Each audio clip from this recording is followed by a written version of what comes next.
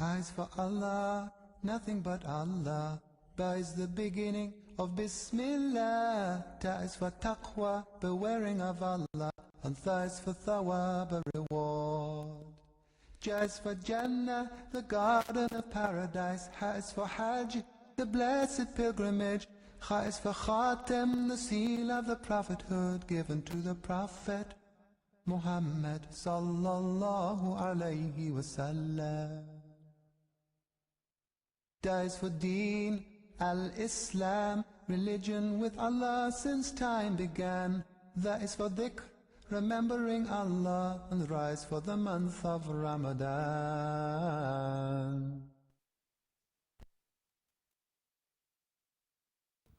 You are most welcome to your program, Path to Paradise, powered by Zakat and Sadaqat Foundation. Today being the 13th day of Sha'ban, equivalent 1447 after Hijrah, equivalent to the first day of February 2026. We are going to bring to your view this morning the struggle of a widow and orphans, and how their community and the people in their immediate environment react to their situation. We are going to be looking at educational support as one of the thematic areas of intervention that Zakat and Sadaqat Foundation usually implements. Going by the data from the National Bureau of Statistics, it states clearly that 67.5% of Nigerian children are suffering from multidimensional poverty index. And out of this number, the children, particularly those in the primary and secondary schools, are equally worse off when it comes to the issue of MPI, i.e. multidimensional poverty index in Nigeria. And not to talk of those children who are equally called the OVC, orphans and vulnerable children, are also not left out. We are going to be showing you what these Nigerians are coping with on a daily basis and how Nigerians are reacting to their situations. And of course, we are also going to be looking at what your foundation, Zakat and Sadaqat Foundation, is doing and has been doing and will continue to do in terms of touching the lives of the vulnerables, the orphans, and the widows in our society. Please stay tuned. We shall be going on our first break, meeting our sponsors, Hajj Mabrur Ventures Limited, after which we shall be back with your program. Please stay tuned. Of Ramadan.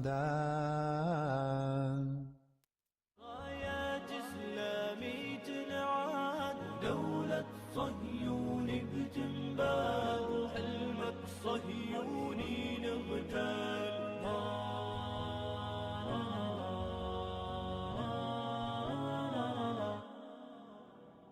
الحمد لله رب العالمين والصلاة والسلام على عبده ورسوله محمد مصطفى وعلى آله وصحبه والتابعين وتابعيهم بإحسان إلى يوم الدين أما بعد.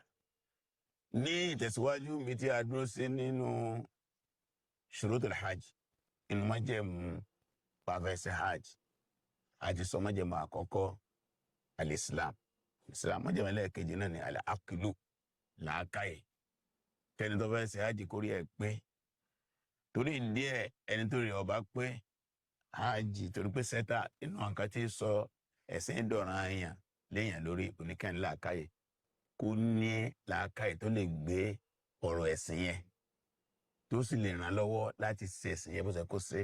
Látara di eléyìí, ẹni ó bá jẹ́ wèrè tàbí ó jẹ́ dèdìrín, hajj kì í ṣe ọ̀ràn àyàn lé lórí. Torí ìdí ẹ̀ ẹni tó pé kódà kan mà kò mọ bí òun ló ṣe gbé ìram, bí òun ló ṣe tawaf, bí òun ló ṣe Safa àti Marwa, torí ẹ̀ májẹ̀mú ẹlẹ́ẹ̀kejì nù. Ẹni tí ó bá jẹ́ wèrè tàbí ẹni tó jẹ́ dèdìrín hajj kìí ṣe ọ̀ràn ilé ní orí gẹ́gẹ́ bí ẹ̀kọ́ ẹ̀sìn àwa mùsùlùmí. Ẹlẹ́ẹ̀kẹta ní májẹ̀mú alibulug, kó dépò ọkùnrin kó dépò obìnrin kó ti bàlágà. Ọkùnrin tó lè bóbìnrin sùn lóyún, obìnrin tá a lè bá sùn lóyún náà ń pè ní bulug, ó ti wà mature gẹ́gẹ́ bí ṣẹ̀ríà Islam ẹ̀rí. Torí díẹ̀ ọmọdé hajj sọ̀rọ̀ ẹ̀ lé lórí. Bọ́tọ̀ ọmọdé bá lọ sí hajj bíi náfìlà ni, ńgbọ̀ wá bàlágà yóò padà sí hajj ẹ̀sìn nínú ṣẹ̀ríà Islam. Ọmọ ọdún 6, ọmọ ọdún 7, ọmọ ọdún 9 tá a mú lọ sí hajj kò sí tó burú ńbẹ̀. Tí òbí ẹ̀ bá lágbára bẹ́ẹ̀ a mú lọ sí umura kí n tó burú ńbẹ̀, mọ́ kò tí ì di ọ̀ràn ẹ̀ lé lórí. Ìjọ Ọlọ́run bá ní kọ́ ọmọ yẹn bàlágà, ọkùnrin obìnrin ni, tó dépò ọkùnrin tó dépò obìnrin, yóò padà wá lọ sí hajj ti Islam náà pè ní wọn ní hajjatul Islam, àpàdà lọ́rẹ̀ ṣe. Ṣùgbọ́n hajj tó ṣe yẹn nígbà tí ó ti bàlágà yẹn ládàá wà fún àwọn òbí ẹ̀, yóò mọ̀ wà nípò náfìlà fún àti fún àwọn òbí ẹ̀. Tó di eléyìí ìyẹn ni májẹ̀mú ẹlẹ́ẹ̀kẹta. Májẹ̀mú ẹlẹ́ẹ̀kẹrin ọ̀rọ̀ ọjọ́ ni, òun náà ni kamalul hurriya, nígbà ní hurriya kó ní freedom. Níjọ́ àwọn èèyàn ní freedom, wọn bẹ lóko ẹrú, kò sí ẹrú máa nísìn. Ṣùgbọ́n nínú àjogúnbá Islam tá a gbọ́dọ̀ parẹ́, nínú terminology Islam ó wà nù àkọọ́lẹ̀. Gbọ́dọ̀ bá ń sọ̀rọ̀ ajá máa sọ ìyẹn pé ẹ bá jẹ́ ẹrú ajé sọ̀rọ̀ ẹ̀ lé lórí, ọmọlàbí ládìjọ́ rẹ̀ lé lórí. Ọ̀rọ̀ ọjọ́ ni kò sí ẹ̀ máa ní ẹ̀sìn. Májẹ̀mú ẹlẹ́ẹ̀karùn-ún òun náà ni alisitọ́à, alágbára, kí agbára wà, kẹ́ni ó fẹ́ lọ sí hajj kó wà ébù, kó ní capacity lọ sí hajj ní gbogbo àwọn níta ń pè lọ lágbára. Nínú agbára náà ni siratul badan, kó lálàáfíà lára. Bọ́bá wà lórí nǹkan àgùn ó lè dá dúró, àti pé àwọn sẹ́kà ń bẹ iṣẹ́ hajj ni. My brother. Yes, sir. Here is the book, Hajj and Umrah Guide. Oh, Jazakumullah khairan, sir. Which of the Hajj operators are you going with? Oh, Hajj Mabrur Ventures. Hajj Mabrur Ventures? Yes. Oh, you don't need this guide. My experience with Hajj Mabrur is fantastic. Our Hajj journey started with an insightful seminar from Nigeria. Arriving in Mecca, straight to our exquisite hotel close to Haram. We performed Umrah, Tawaf with Safar Marwa exercise led by amiable scholars. Competent tour guide took us through memorable and holy sites. But Alaji, what about feeding? Ajia, your sumptuous meal, even local delicacy, is guaranteed. Our departure and arrival dates were intact. Hajj Mabrur Ventures. MashaAllah. Visit Hajj Mabrur Ventures at number 9A, Abiodun Fashaki Crescent, behind Old Lasu Campus, Idiroko Bus Stop, Anthony Village, Lagos. Telephone 0809-211-3680. Hajj Mabrur Ventures Limited. Simply hospitality, truly spirituality. Of Ramadan. You are welcome back. If you are just joining us, you are watching your program, Path to Paradise, powered by Zakat and Sadaqat Foundation. This morning, we are looking at one of the social challenges of our time, the case of a widow with 10 children, and how 2 of the children, that is daughters, are struggling to complete their secondary education. And again, how the community and family members are also reacting to their situation. Their case is very heart-touching, and it is also very, very sympathetic, especially when you look at this widow living in one small room with 10 children. We are going to be looking at what your organization, Zakat and Sadaqat Foundation, is doing to bring back hope in the life of these people. But we shall be going to our field operations aspect to watch the field operation of this particular episode, and then when we are back, we shall be having a guest in the studio to shed more light on the situation of this widow by name Halimah Amao. Please stay tuned. We shall be back after this time out. Of Ramadan.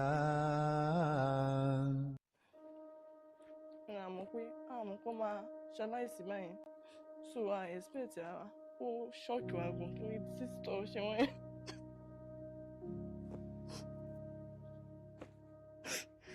Sometimes life takes everything you hold dear.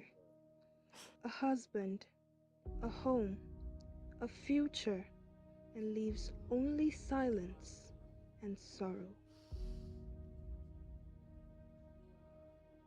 Fún mi ní orúkọ ọkọ mi ní Alhaji Ambali àmọ́ tó ti di olóògbé báyìí. So nípasẹ̀ so mo ṣe ìyàwó ní 1994 ni mo ṣe ìyàwó. Ọlọ́run ló jogún ọmọ tó pọ̀ fún mi. Ọmọ 10 ni mo bí.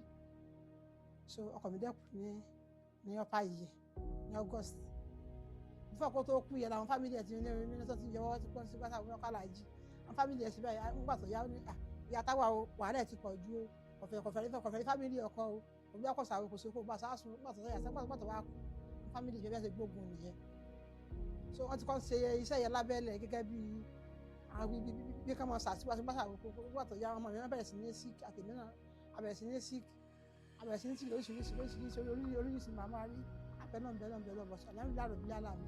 Àwọn àgẹ̀ní ìyẹn tó yẹ kí mọ́mí báwo dẹ̀ ní mọ́mí sáwọn lọ sí skul ni mọ́mí àwọn tó kù sí lọ sí skul tó mọ̀ wọn abẹ́ lọ torí bá ṣe wà sí àní anything yọ̀nà wọn bá lọ.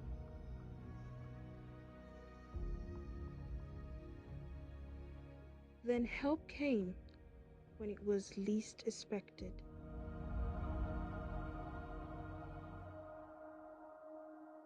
Mo feel pé mi lè lọ sí school mọ́ torí hope ti sọnù pé mi lè lọ school mọ́ torí pé mo ti rò pé kò sí ọ̀nà mọ́. So ìgbà tí àwọn ZSF tó wá intervene ni Ọlọ́run fi ràn wá lọ́wọ́. Mo ti rò pé mi ní lọ school mọ́ pé tí bá dẹ̀ ti dàgbà tí bá ti sponsor ara mi ni màá tó ráyè lọ school. Mo máa ń fẹ́ pé máa ń dúpẹ́ lọ́wọ́ náà kankan náà mo ṣe pé mo tẹ̀ ti rókun pé ṣé mi lè lọ sí school mọ́ ni mo ti rókun pátápátá pé ọ̀nà òjò máa kí ọ̀nà màá tún rí ọ̀nà máa wọ́n jẹ́ ká pàdé ZFO so ọ̀nà mo ṣe pé tó jẹ́ kí n padà sí school mo feel happy. 2 daughters returned to school. Others followed. Any case like this, we do collected half of the tuition fees from any family of such. But that of my own family, that one really touched my mind because of the numbers of the people in that family. So I decided that, inshallah, of the 2 registered people with us, so the youngest one among them, which is Amaur Rofia, inshallah, we are not going to take any single kobo from that one till she finish our program from Ridwanullah up to primary 6 because we have only primary session. Had they been we have up to secondary session, I will have even promised them that if I'm still alive, inshallah, even if I'm not alive, it will still be on record that this particular puppy will finish without collecting single kobo from her.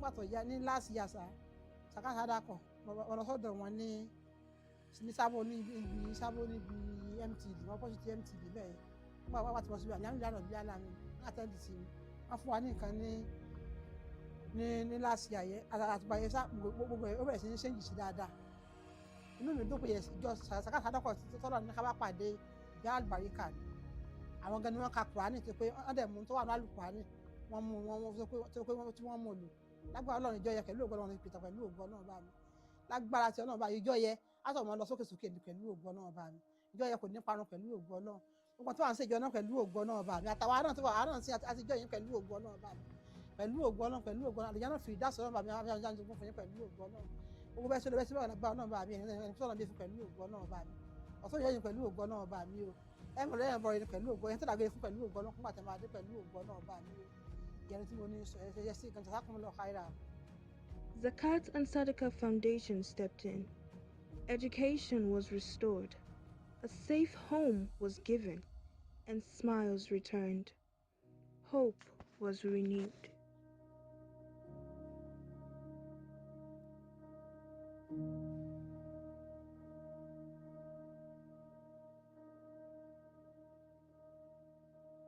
of Ramadan. You are welcome back. If you are just joining us, you are watching your program, Zakat and Sadaqat Foundation. What you have just seen was just a clip of the situation, the reality of Ajia Halimah Amao, a widow with 10 children, and 2 of those children, how Zakat and Sadaqat Foundation was able to intervene in their educational journey by giving them hope and life. We have with us in the studio now the female head of Zakat and Sadaqat Foundation in Remoland in Ogun State, who will be shedding more light on the situation of Hajia Halimah Amao and the rest of her children. Please join me in welcoming Hajia Aisha Idunuola Bello to the studio. You are most welcome, Hajia. Thank you very much, sir. From the clip you have just watched now, we want you to shed more light. How did it come about, the case of this widow and her children? Yeah, thank you. Actually, she came in as one of our Zakat applicants in 2025. And when the interview was being conducted, what actually caught my attention was the fact that she said she has 10 children. So actually, I was moved, a widow with 10 children. Thereafter, unannounced, I went to her place. I called her and I was able to see that she was in the house with the children, inside just a room. So actually we were moved thereafter. Actually what she came for then was support for her business, which the foundation did. We supported her through. And on the day of the distribution, she begged that she wanted to see me. I wouldn't have the time, but she said she would wait until we finished. So she waited behind. Thereafter, she now appealed. She begged that she's been, she will be sent off from that place she's living, that, and she has nowhere to go. So I now told her that by our last leave, we should find a way around it. So thereafter, I got in touch with one of our benefactors. Actually, she's outside the country. I appealed. On that day, I made a short coverage of what I met, because there will no way that I will have to explain what actually transpired. So I sent a short clip to some of our few benefactors that I know that have something to do. So thereafter, she sent in her support, getting her a 3-bedroom accommodation. At least that happened to be the second relief. After the first relief of the Zakat distribution for 2025, to support her with her business, we were able to get her a 3-bedroom accommodation in another befitting area. So that happened to be the first 2 interventions we did for the family. Thank you very much. This is very heartwarming. This section that we are, please, our viewers and our listeners, you can join us. Our telephone line this morning is 09054896564. Once again, the telephone line is open. You can join to participate in this conversation. You can also support Send Your Widow's Mite. You can also share your thoughts and ideas or advice on how we can improve upon our service delivery. The line is 09054896564. Abala ibi tí a dé òun ni abala ibi tí a gbé tí máa ń fi ọ̀rọ̀ jomi tó ọ̀rọ̀ pẹ̀lú àwọn àlejò wa tí wọ́n ti wà níkàlẹ̀ pẹ̀lú wa. Ní òwúrọ̀ yìí, a ní nínú ilé agodo wa ń bí ẹni tó jẹ́ aṣáájú àwọn obìnrin fún ìgbìmọ̀ Zakat and Sadaqat ní ìlú Rẹ́mọ ní ìpínlẹ̀ Ogun State, tí orúkọ wọn sì ń jẹ́ Hajia Aisha Idunuola Bello. Wọ́n ti ń bá wa tan ìmọ́lẹ̀ sí ìpèníjà tó bá opó tá ń pè ní Halimah Amao àtàwọn ọmọ mẹ́wàá tí Ọlọ́run fi sílẹ̀ nígbà tí ẹni tó jẹ́ baálé ilé wọn ta ló ń pè sọ́dọ̀.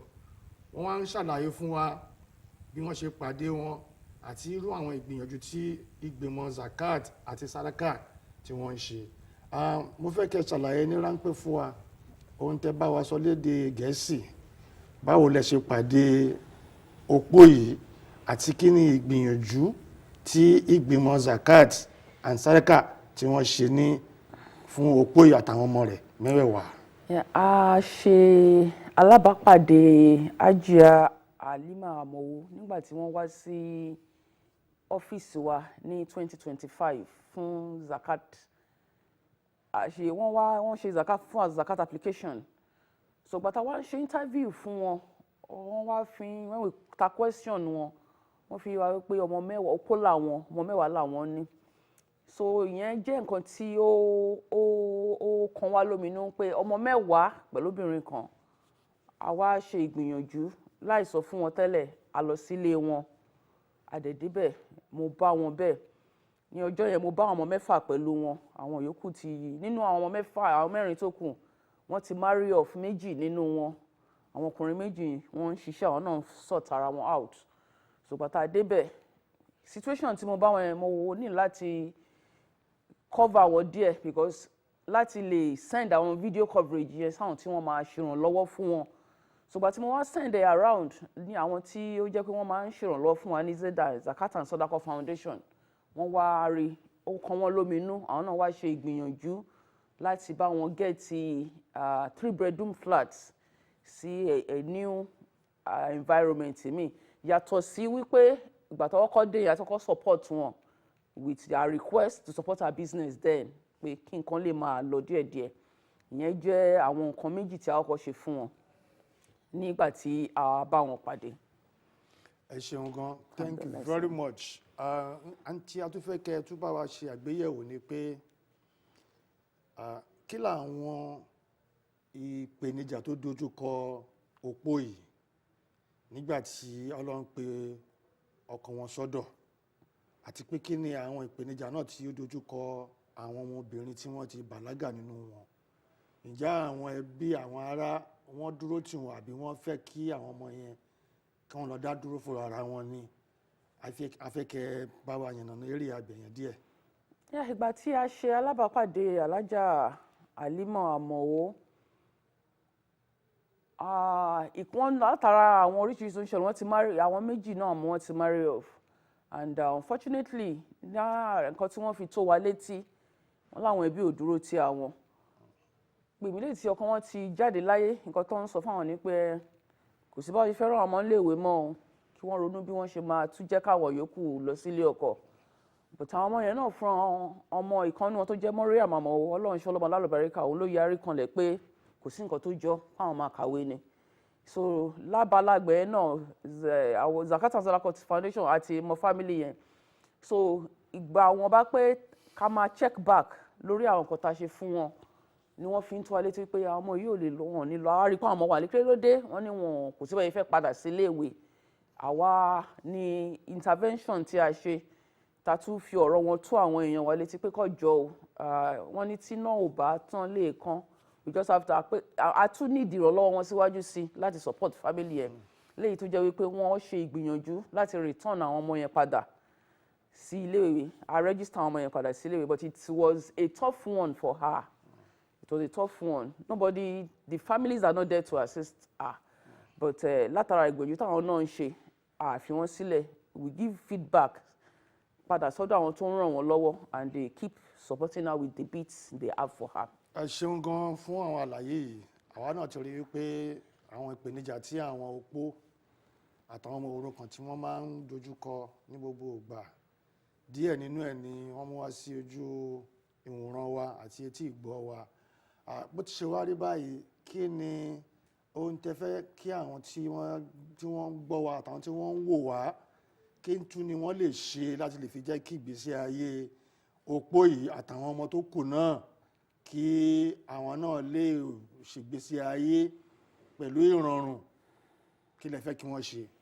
A tún fi àsìkò yìí rọ àwọn olùrànlọ́wọ́ wa ní àjọ Zakat and Sadaqat Foundation kí wọ́n jọ, beyond the family of Amowo, kí wọ́n jọ, the window of widows and orphans ti Zakat and Sadaqat Foundation kí wọ́n jọ kí wọ́n máa fún wa ní continuous support, because Halimah and Mawo's family happens to be just one out of so many, and we see them keep coming for support from the foundation.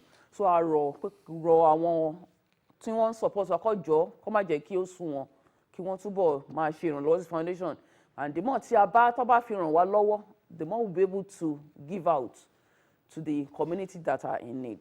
Eshiongon, thank you very much. The window of support is still wide open, not only for the widow, Halimah, Mawo, and her children, but so many other widows and children are there who are still begging and crying for help. We hope and also pray that those who have been supporting will not be tired of supporting them, and those who have not, the window of support is open for you at all times. This is where we shall be drawing the curtain for today's episode of Path to Paradise, where the organization, your organization, Zakat and Sadaqat Foundation does not discriminate on the basis of religion or ethnicity or racial discrimination. What concerns us most is how do we humanize humanity and put smiles on the faces of those who are challenged by one thing or the other. Until we come your way next week, same time in your darling station, Lagos Television, I'm yours sincerely, Dr. Abdullah, saying, Assalamu alaikum wa rahmatullahi wa barakatuhu. Eyes for Allah, nothing but Allah. Ba is the beginning of Bismillah. Ta is for taqwa, bewaring of Allah. And Tha is for thawab, a reward. Ja is for Jannah, the garden of paradise. Ha is for Hajj, the blessed pilgrimage. Kha is for Khatem, the seal of the prophethood given to the Prophet Muhammad sallallahu alayhi wasallam. Da is for Deen, al-Islam, religion with Allah since time began. That is for dhikr, remembering Allah, and rise for the month of Ramadan.